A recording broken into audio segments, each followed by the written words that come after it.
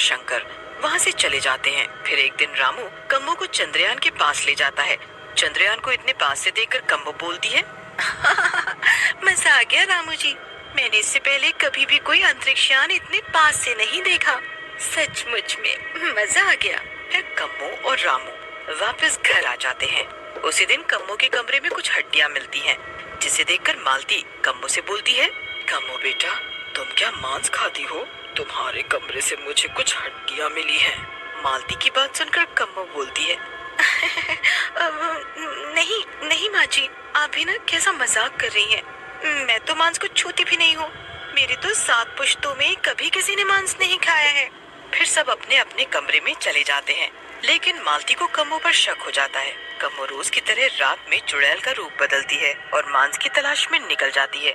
मालती रात में कम्मो के कमरे में जाती है। अरे कम्मो तो यहाँ नहीं है, ये रात में कहाँ चली गई? एक बार इस शंकर के कमरे में जाकर देखती हूँ, कहीं ये भी तो गायब नहीं है इसके साथ और दोनों मिलकर मुझे पागल बना रहे हों। मालती शंकर के कमरे में झांकती है, लेकिन शंकर तो कमरे में सो रहा होता है। मालती कम्मो के कमरे में छुपकर कम्मो का इंतजार करने लगती है। चुड़ैल रात में कमरे में आती है। चुड़ैल को देखकर मालती डर जाती है। अरे बाप रे बाप, ये तो चुड़ैल है और लड़की का भेष बना रखा है, हमारे बीच में रह रही है, लेकिन ये यहाँ क्यों रह रही है? उस रात के बाद मालती कम्मो पर नजर रखना चालू कर देती है।